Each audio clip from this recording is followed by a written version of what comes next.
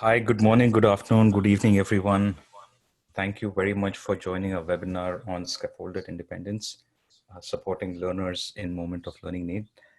We have with us two experts today, Dr. Shweta, as she's commonly known as, who's the Chief HR Officer and also the Senior Vice President for Learning Design at MPS Interactive. Shweta is a L&D veteran and has consulted numerous organizations transform using the unique expertise in organization psychology and learning design. We also have with us Antara Harve, who's the Director of Learning Design for North America. Antara has been instrumental in designing award-winning learning programs for MPS Interactive's customers across the world. Thank you, Shweta and Antara, for taking the time today to extend your expertise to the L&D community. As starters, your mic and video will be disabled throughout this webinar, but please use the chat feature to communicate and ask questions. At the end of this webinar, the webinar recording along with associated resources will be shared with everyone who has registered. The host for today, MPS Interactive. We are part of the MPS group of companies that was formerly a captive unit of the famous Macmillan Publishing Group. The reason we can share insights and best practices through these educational webinars that we've started over the past couple of months is because since our existence, we've been focused on providing learning and education solutions to our customers, which has been since 1970. We've also earned the distinction of being considered as an award-winning learning experience design agency in the learning and development community. It's very interesting to know that we've got folks from different geographies and from different industries who have joined us today. So wherever you are, thank you so much for taking your time. I hope all of you are safe. Welcome, everyone. And having said that, let's get started with some amazing content. We have our experts that have kept in store for us. Antara, over to you. Thanks, Abhijit, and thanks everyone for joining us today. Hope you're staying safe and healthy. We are going to cover two concepts, scaffolded independence and the least framework, and we'll bring those to life using a case study. The term scaffolded independence has generated quite a bit of curiosity. And even as we were sending out the emails for this webinar, some people were writing back and asking what it's all about. So Shweta, you actually came up with this term scaffolded independence. Why don't you go ahead and demystify the topic for us? Hey, thanks, Antara. Really happy to be doing this with you. Hello, everyone. Welcome. Thanks for giving us the time and your attention. Coming to this concept, guilty as charged. So sometime back when I was thinking of the trends and buzzwords really around learning, it all seemed to point towards learner autonomy, independence. Yes, there were other of the usual suspects like multi-generational learners, micro-learning's been around for a long time. And I joke that with the current attention spans, it's probably should be called nano learning.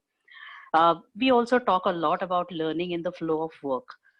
A recent report that I read even speaks about learning in the flow of life. Antara, Abhijit, we worked together a lot, but I bet you didn't know that my doctorate topic back then was work-family harmony. 2 decades back, I had never imagined that this is what will come to me.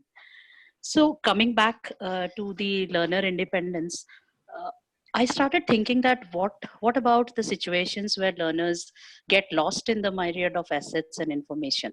What if, as a learner, I want some in-depth information about a specific aspect of what I'm learning? What if I feel a sense of isolation when I'm learning independently? So the answer that came to my mind at that point was that, we have to make provisions. We have to make provisions for a kind of a safety net, really. And this safety net can be different. It can be based on the kind of learning need that my learner has or the stage of learning in which we are at. So immediately the visual metaphor that you are seeing on screen came to my mind. It's probably stemming from my childhood love for the circus and being part of a joker myself. Reminds me how fearlessly trapeze artists really swing from one end to the other. But they are actually safeguarded by the net below. And that net is sometimes out of sight when we look up and are amazed at the way they are unfettered and they are swinging around. But that is allowing them that chance to be independent and free while providing the scaffold in case it's needed. So that came to my mind as a kind of a learning framework to use. I hope it's not, it's not something that is too abstract, but that's how it came to my mind at that point. Now, moving on, when we look at this point that when we look at scaffolded independence, really we look at how it as a continuum, not really as two separate boxes. So we can start from one end and go to the other. We can come to a particular of any of these three that we want to do, or if we are ready to go solo but need some support, or we want to go in a linear flow from scaffolded to collaborative to independent. So once I started working around this and refining the thoughts, the academic in me somewhat wanted to learn about, what does current research or reports point to in terms of employee experience. So if we move on, when we see the particular human capital trends report, that's the latest one currently, we see that it's this matrix that is appearing in front of you is actually explaining what optimal learning experience can be. So there's that sweet spot that we see there, the star that is that appears on the green spot. Yeah, that's the intersection of personalized and employee-led experience, and that's what's supposed to be optimal. Uh, a thought may come to our mind that both of them are then pointing towards independence as a strategy. Now that's true, but if we want to be independent, then probably we might need support there. And if we want to, it might be a linear progression, or if we want to be independent right away, we will want assets that we can utilize and string in any which way that works for us. And the support, as I had mentioned earlier, will depend on what our maybe our learning style is, or what's the type of learning need we have. And that's where I think is exactly where the least framework fits in. That's exactly right, Shweta, because if an employee is new to role or new to an organization, they won't be able to be independent right away. They'll need some support in their journey to becoming a high performing employee. And that's where, like you said, the least framework comes in. So with that, let's get into the least framework. As many of you might have guessed by now, least is an acronym. It stands for learn, expand, apply, solve, and transform. From the time an employee joins an organization or a new team, he or she goes through different stages. And based on what stage they are in, their learning needs differ. So the aim of this framework was to capture and address these learning needs. Let's take a quick look at what the needs at each of the stages are. So at the learn stage, the employee is new to the job, they are new to the role or the organization. They are looking for foundational knowledge, something that will help them understand the lay of the land. In the expand stage, they are looking to deepen their knowledge, widen their skill base, or increase their capabilities. At the apply stage, they're looking to perform on the job, applying what they have learned in multiple contexts, and they're trying to coach others as well. As they get to the solve stage, they're looking to contribute more to the team, to the organization, and therefore they are resolving business challenges and troubleshooting. Now, all of this hopefully gets them promoted to the higher level or enable a lateral movement within the organization, which is where the transform part comes in. This is where they're adapting to doing things differently or changing set patterns. So this was the original framework that we had come up with. And of course, it maps to the 5 moments of learning need.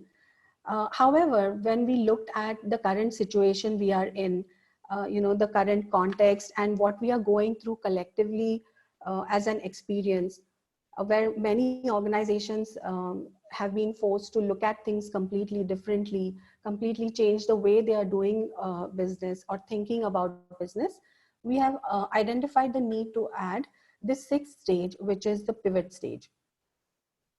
At this stage, we are expecting employees to change paradigms and adopting completely new ways of being. Now, you may be thinking that this sounds very similar to Transform, but it's actually not. In Transform, employees are just making minor changes to what they're already doing, which means they are moving in one direction and they are making adjustments as they continue to move in that direction. Whereas when we talk about pivot, we are talking about completely changing directions and doing something very drastically different. For Right, example, Antara. uh, Sorry, go ahead.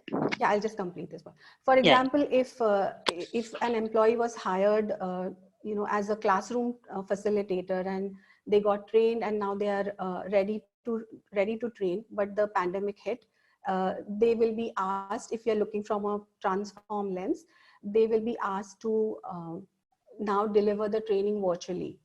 Whereas if we look at it from a pivot stage, uh, no one is able to attend the training right now because business priorities have changed. So this person is now asked to create video based training assets and put them on SharePoint site and create a new SharePoint site.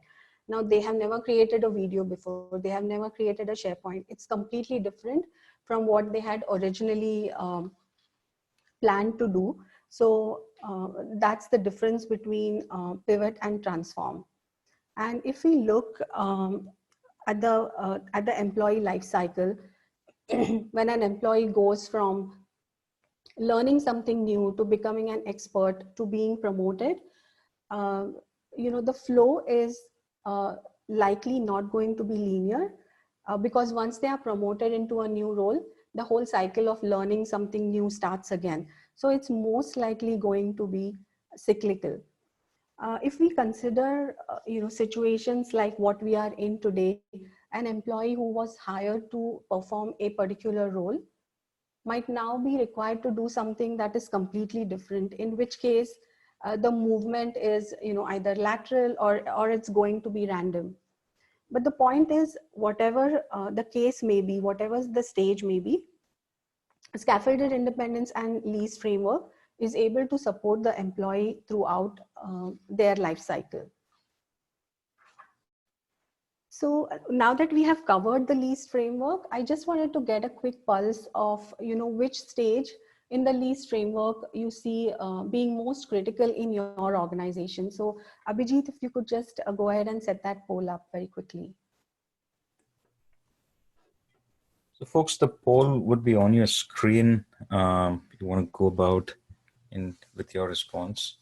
And we're going to close the poll in about 5 seconds, which is about 5, 4, 3, 2, 1. And I'm going to stop the poll here and publish the results.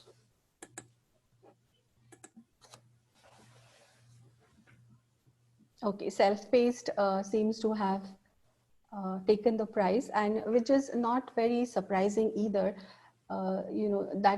That's what most organizations that are going digital are using as a strategy, and more so now. However, given where we are working from home and trying to collaborate, social learning might be seeing uh, an uptake going forward.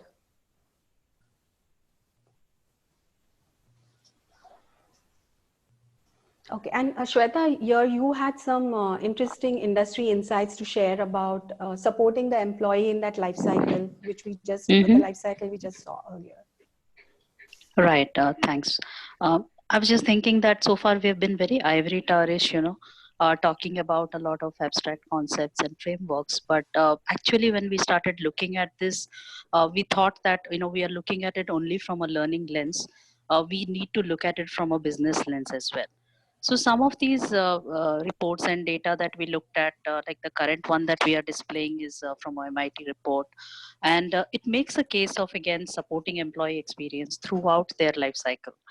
It's very important because we see that these companies who support employees are seeing a lot of these benefits. Three of them are profiled here on screen. We see that really large number of 25% where these people have greater profitability compared to their competitors. Similarly, when we look into net promoter scores, we see that probably some of these companies are able to have or able to measure almost twice the customer satisfaction.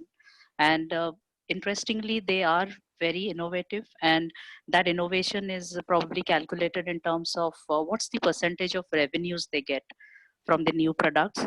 So all of these data looks very compelling.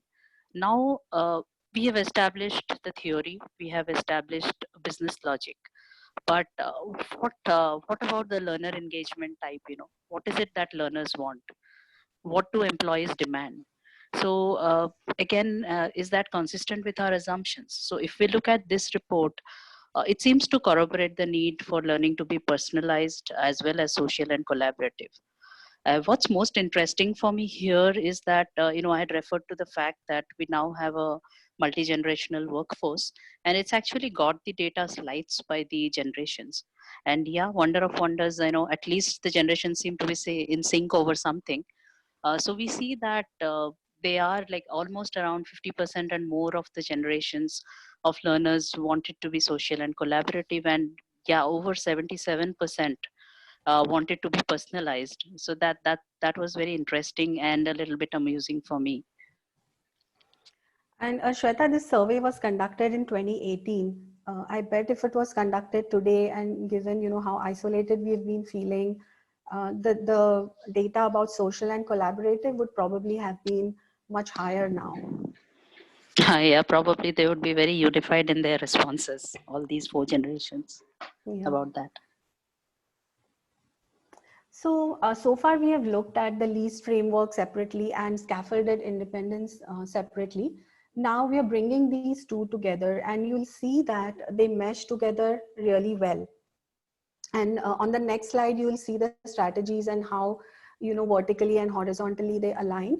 But before we get to those strategies, just a quick note on how, how we are approaching scaffolded strategies and independent. Under scaffolded, we have guided learning.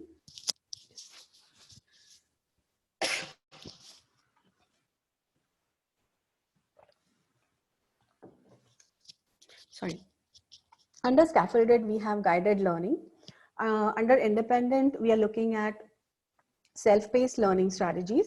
And for collaborative, we have user-generated content as well as learning in the flow of work. Right.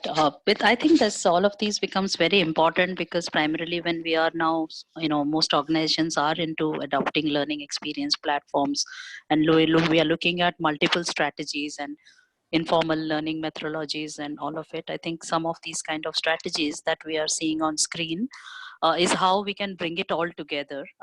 We just try to give a very quick snapshot for easy reference and taken just a couple of strategies in each, and we'll come back to that when we summarize.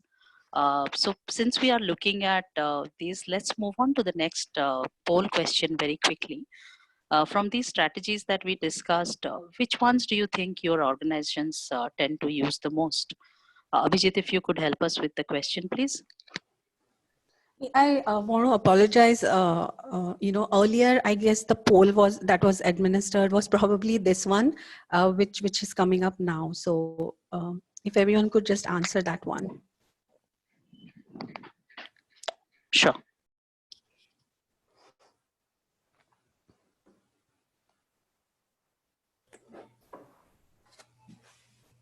So you have the poll that has come up, which is about the lease framework. Yep. There's an error. We're going to stop the poll in about 5 seconds now, which is 5, 4, 3, 2, 1. I'm going to stop the poll and publishing that for you, Antara and Shweta.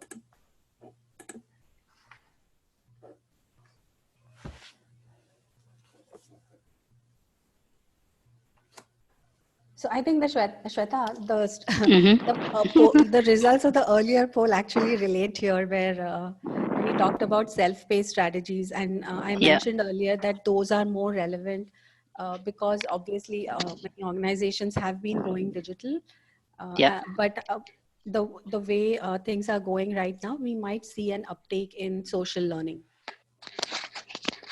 Right. But now, in terms of the least framework, when we are seeing the results, I guess we are seeing pivot. And I think Yeah, that's because it's basically the thing that's playing on everybody's mind, really.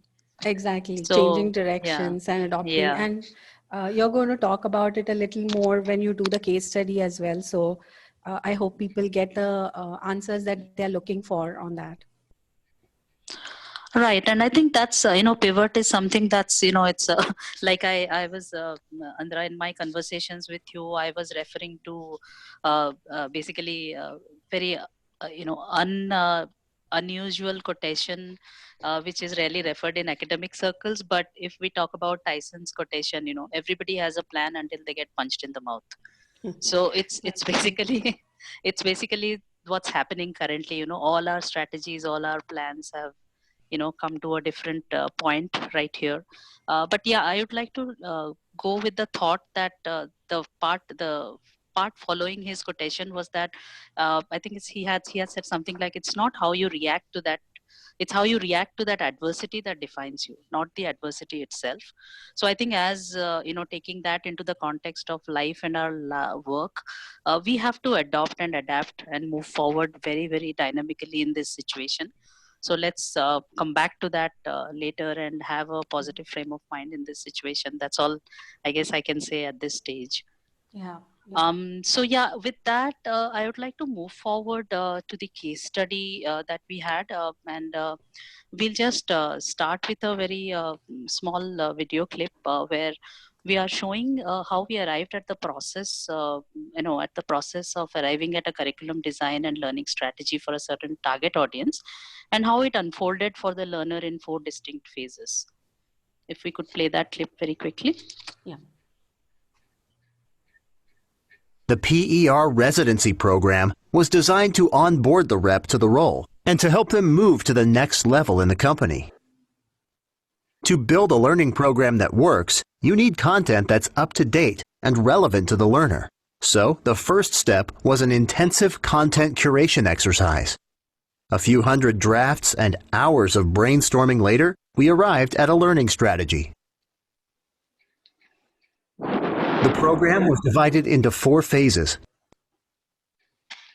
Right. And as we move forward, we will learn more about what these 4 distinct phases were. And we know that they were done over a period of 1 year, and we'll map it to the least format. So let's just move ahead, Antara. Yeah.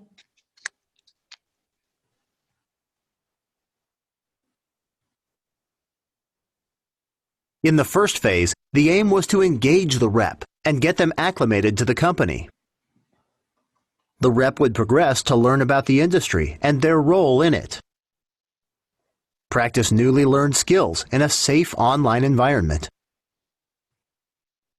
Get enough face time with their manager to course correct if required. And put into practice what they were learning on the job. The rep would receive their certification and graduate to the next level. What differentiates this onboarding program is the learning journey created for each new rep. The journey goes beyond orienting a new hire to the company to scaffolding their learning experience, every step of the way. Right. I just wanted to bring everybody's attention to these 4 phases. And I'm sure, as you would have already guessed, they are closely mapped to the least framework. The novice stage is really where they are new to the job and learning. This is really a classical example, onboarding new linear. So we thought that's the best way to sort of explain the framework. And then we are going into the beginner stage, which actually includes a little bit of expand but moves quickly into apply. And in the intermediate stage, again, we start with several application opportunities, and then we moved into a solve mode where it involved going into the real life practice and coaching, mentoring kind of instruction strategies. And finally, they transition to the transform situation by the end of the 1 year, where they can be independent and they can truly move independently. Also, we wanted to pay attention to the fact of how scaffolding was incorporated into the design of the program, by virtue of having in-depth material, but also very just-in-time and quick to learn, quick reference guides. Also having the human element of having coaching, mentoring, and some of those kind of blends. We'll just look at a few of the screenshots of the instructional strategies that were used. The entire curriculum was actually a blend of almost 90 plus micro learning strategies. Interestingly, they were a mix of synchronous and asynchronous types of strategies. They were both guided and independent. There were also coaching and collaboration thrown in whenever appropriate. So this actually helped them through it in their journey towards independence and in their learning path. So that's sort of about the case study that followed this format and showed how the least and the scaffolding independence can be used in a linear flow. But as we said, that it is pretty dynamic, and depending on the learner need, we can jump to a certain stage or have the spokes that Antara was speaking about in the cyclical model that we showed. So just to sum up, we are looking at several strategies for each of these levels. We can go row by row, we can go in a column wise thing if we are looking at strategies.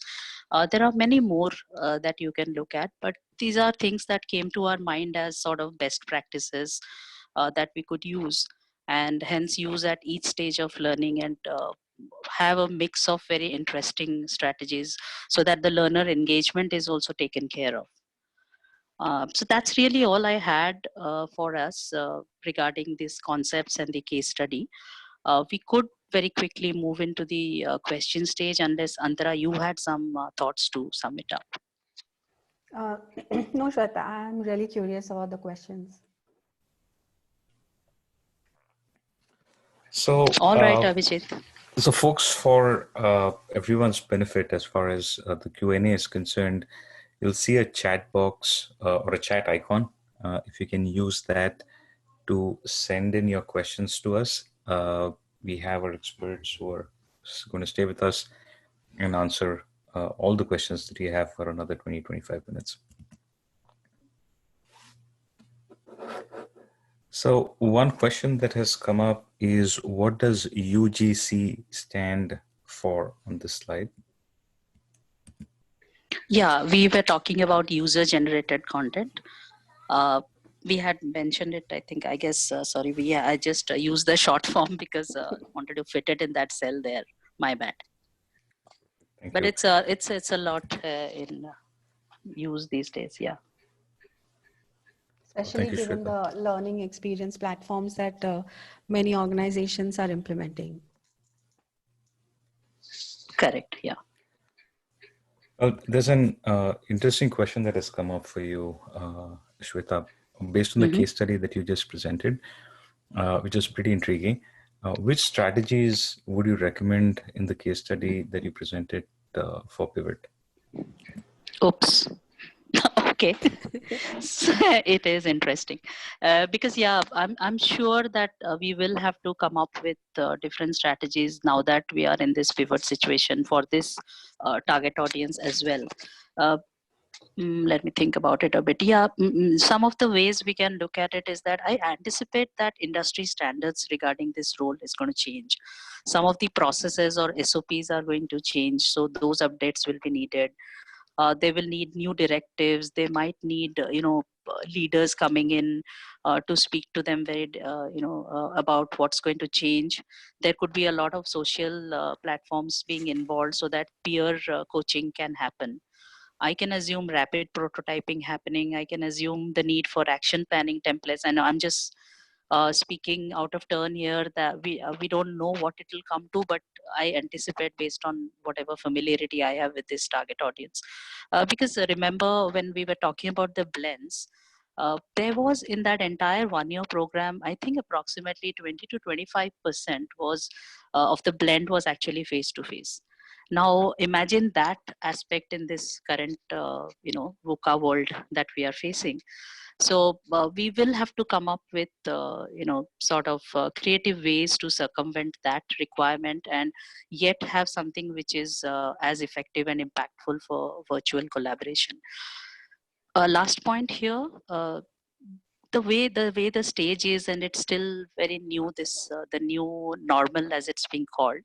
uh, at this stage probably it'll mean more of providing change management and coping strategies to navigate this change and adopt action plans quickly, rather than pure learning strategies that will follow, I guess. And if the team is geographically isolated, then they will have to be there will be a need for constant communication and clear directives for them to feel cared for and to take them, nurture them forward, or scaffold them, to use my current favorite term. Sorry for the long answer. We've got a few more questions actually coming in. Thank you so much, folks. Antara, this one is for you. Is based on the various stages that you've talked about, can strategies used at a learn stage always be simpler ones? No, one might think that because it's at the learn stage and employees are just trying to gain foundational knowledge, that the strategies might be simple, but that's not the case, because the main challenge at that stage is really to engage employees and find strategies that would generate that engagement with learning. Also, the other thing to consider is some concepts and content itself might be complex. For example, if you talk of company values, that concept itself is a complex one on how to apply what or compliance gray areas. So if the content is that complex, then the strategy also will need to match that type of content to deliver the message. Perfect. Thank you. So that also leads to a follow-up question, if you want to take that up. Which stage of this model would be the most difficult to design in that case? It'll definitely be pivot, because like Shweta mentioned, it is something that is unanticipated. In a typical agile model, there is a lot of time that we take to analyze and design, which means, we have enough time to analyze and respond. In pivot, we may not have that kind of time, as most of us are probably finding out right now. We are having to come up with strategies, probably on a day-to-day or week-to-week basis. So definitely designing for pivot would be challenging.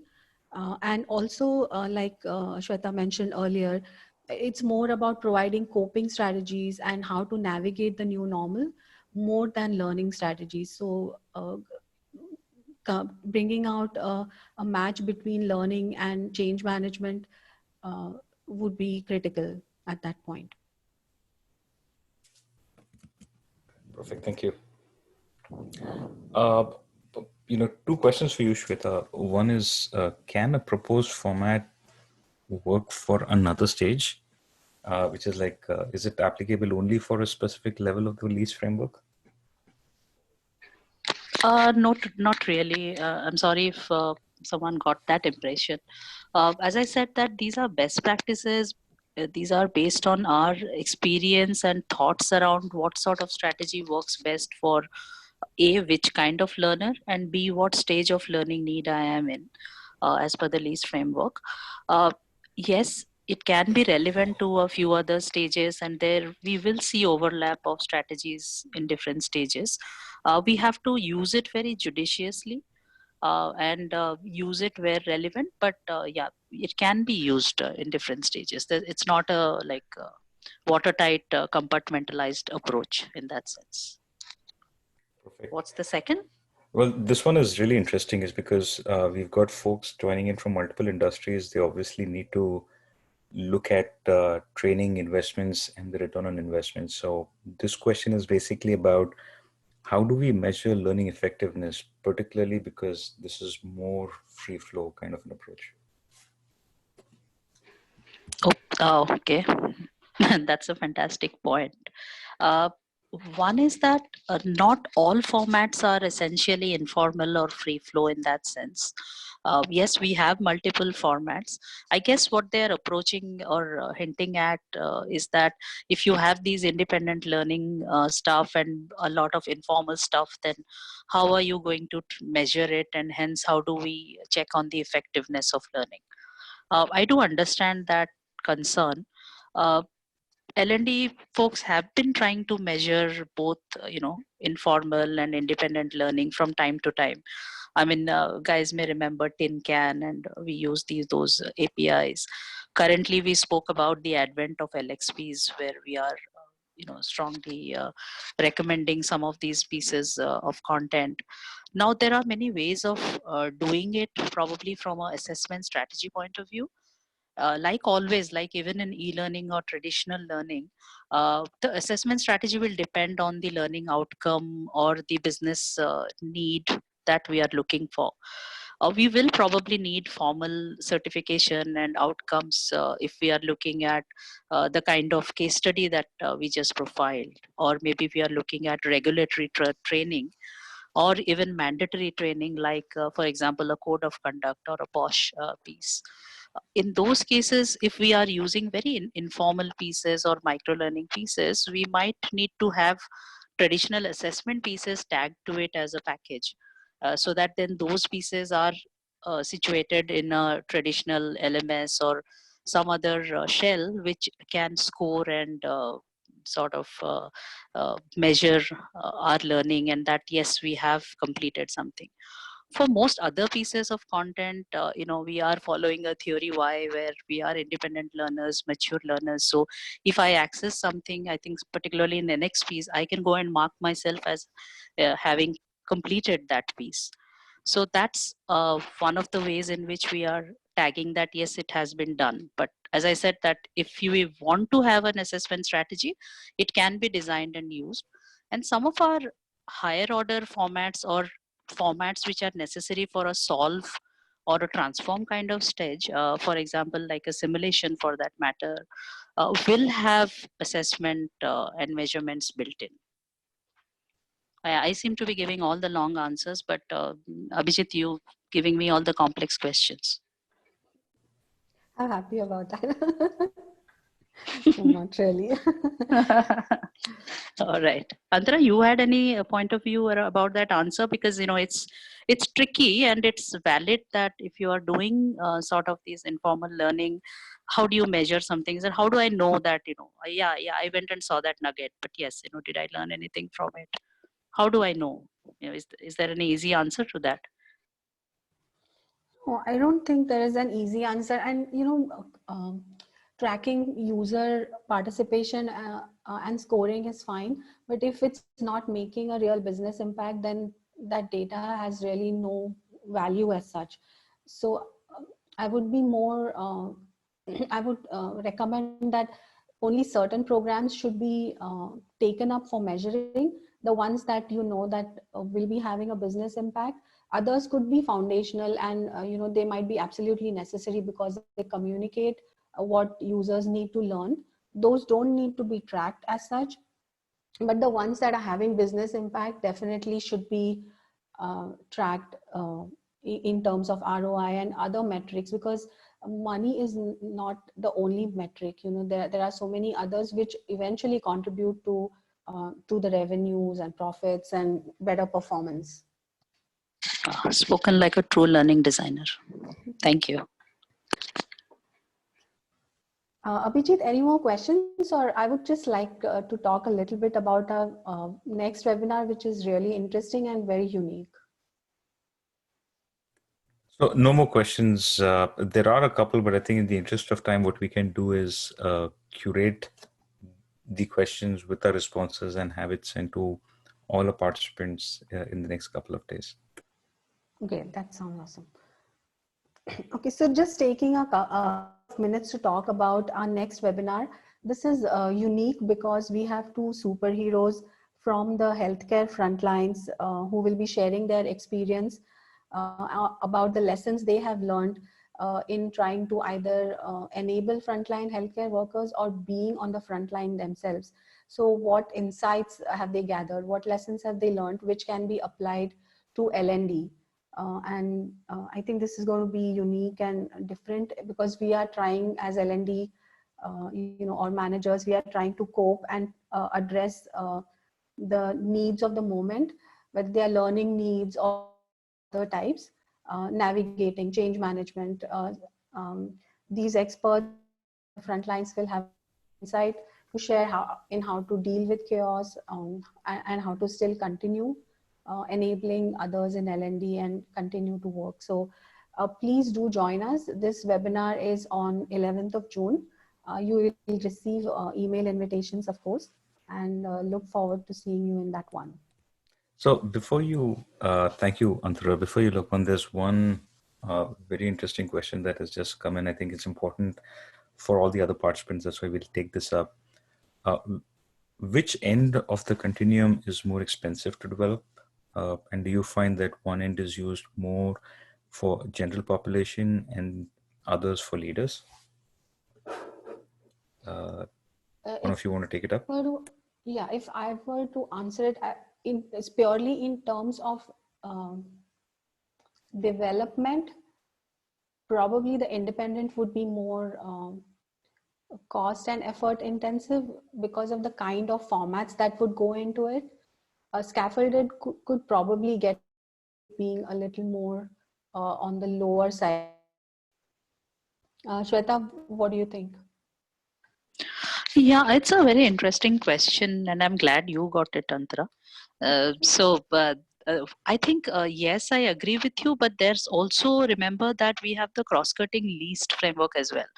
So when you are doing independent, it's okay, but if you are, more at the transform stage or in the apply stage or solve stage, then you are looking at more simulations and those kind of strategies as well. So that can be a moderating variable in deciding whether the scaffolded or the independent is more expensive really. So because in each stage you have some sort of a mix. What was the second question? It actually which levels which is more important for, right? Something to that effect. Yeah, so it's Abhijit, if you basically, could repeat. yeah, it's which end of the continuum is more expensive. Do you feel that one end is more for general population and the other one for leaders?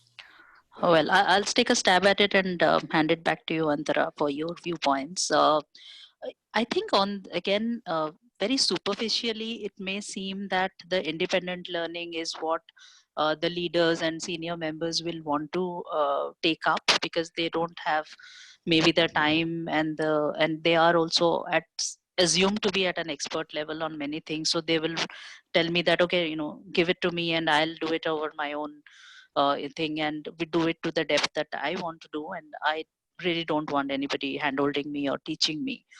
So yeah, very simplistically speaking, that probably the independent side of the continuum may be what the seniors would want. And like we saw in the case study, for the new entrants and for onboarding, we would like to start from a very traditional point of view from scaffolded and then move them up the ladder in that sense, both job wise and learning strategy wise. But somewhere I feel that like all things, the answer lies somewhere in between. That for certain kind of learning, even though if I speak personally, then even being senior doesn't mean necessarily that there may not be certain concepts where I would really want to go through, for example, like a guided role play, or I would really appreciate some instructor led detailed training. In fact, the other part is there, if the concept that you are being taught is very very complex or requires a lot of real life modeling, then you might want to go in for more hand holding type of or scaffolded type of strategies, such as even multiplayer simulations or even collaborative strategies. I wouldn't like to learn something very complex all by myself, but then that's again a very personal take on this. Antara? I actually have a slightly different take. I feel like leaders the group of leaders is somewhat isolated from the general employee population as it is, and giving them more independent strategies is like isolating them even further. In fact, I would recommend more collaborative strategies where they can interact with not only their peers but also employees, just for a lack of better word, I'm saying down the line, where they can get more of a pulse of an organization, what's going on, and that helps them get fresh ideas and learn things that they probably would not have considered had they just done things independently, or if they had just cross pollinated ideas within their own peer group. So this we probably sometimes undermine the user-generated content and the ideas that come from, the general employee population. I think leaders can use a lot of those, as they learn. And because just looking at the current situation, this is different, and a different environment even for them. They have never been in something like this. So the more, especially in this environment, they collaborate with others, they are probably going to learn something different and much faster than the independent strategies. Oh, interesting. I never thought of it that way, but I see your point. And more I think about it, I think they will probably appreciate the collaborative strategies much more, because they would have mutual respect for each other and would want to learn from each other, rather being, in a sense, talked down to in a instructor-led situation. So yeah, I mean, thanks for giving that viewpoint. I didn't think of it that way, really. Thanks.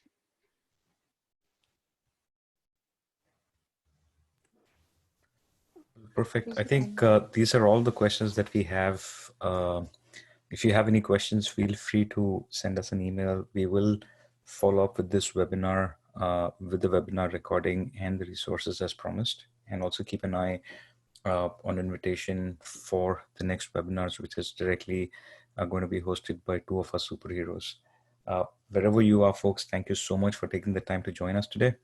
Stay home, stay safe, be well, and have a fantastic weekend that's coming up soon. Thank you. Thank you, everyone. Thanks, I'd like to everyone. add, stay focused. Bye-bye. Thank you. Bye.